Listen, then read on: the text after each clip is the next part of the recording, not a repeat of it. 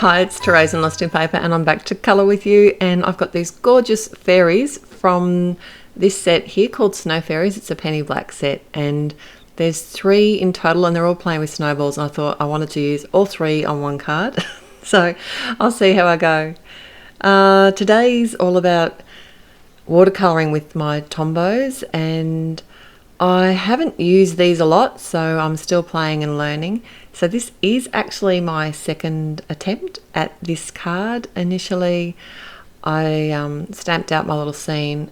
This fairy here, I didn't actually stamp him very well, and I was going for this whole sort of blue look. I was thinking I'll do everything in all different shades of blue, but I just didn't have enough blues to kind of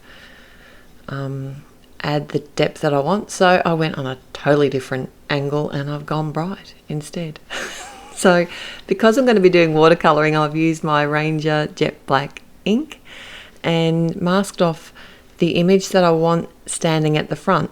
So the other 2 images I'm stamping either side, but a little bit back behind the feet of the image. That makes it give you the visual look that the image that's been masked will be at the front, because the feet are in front and the image is in front once I remove my mask paper. And that was just some Inkadinkadoo stamping mask paper. I like that. It's great. And you can reuse it. I tend only to use it once or twice. I find it doesn't stick as well after a couple of uses, so I just cut another one out if I want another one. So I am using my Tombow markers direct to paper. This is some Tim Holtz. No, it's not. This is the Ranger watercolour cardstock, which is the nice bright one, and I'm using the smooth side, so the stamps did come out pretty well this time. And I'm adding a couple of different colours before I add my water. So I want it to look a bit watercoloury and washed out, so I'm not adding a lot of water. I'm just trying to get rid of a few of those harsh edges on my images. I'm leaving some white highlights as well, and I'm just playing. I'm enjoying these markers. I like the way that they go on, but I think last time I might have used them on a different kind of watercolour cardstock, and I think they did blend better.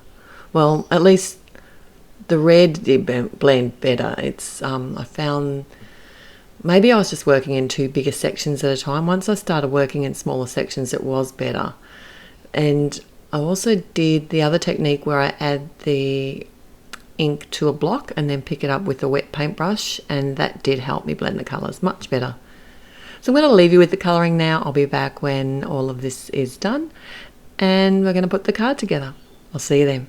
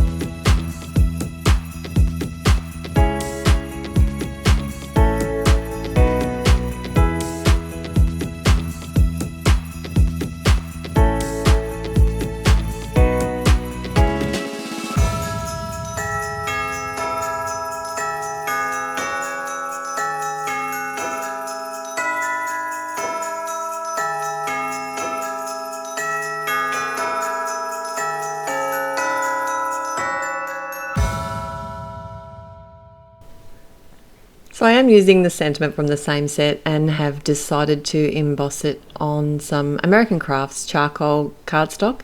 I did initially look at using some bright coloured like a green or a red. It just was getting lost with the white embossing powder. So to make it, I didn't want to go with the black again. I thought that it's a nice warm grey, and I just like the way it looked on the finished card.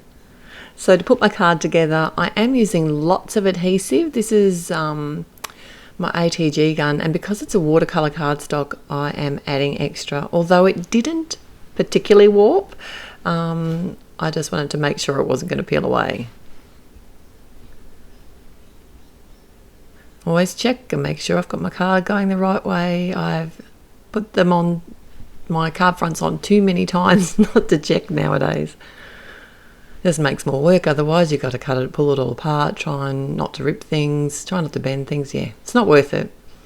Okay, I have popped up the sentiment and used some nice high foam dots there, and as a final touch I've decided to add some glitter. So this is some Prisma glitter, the really fine sort of picks up other colours. It's awesome.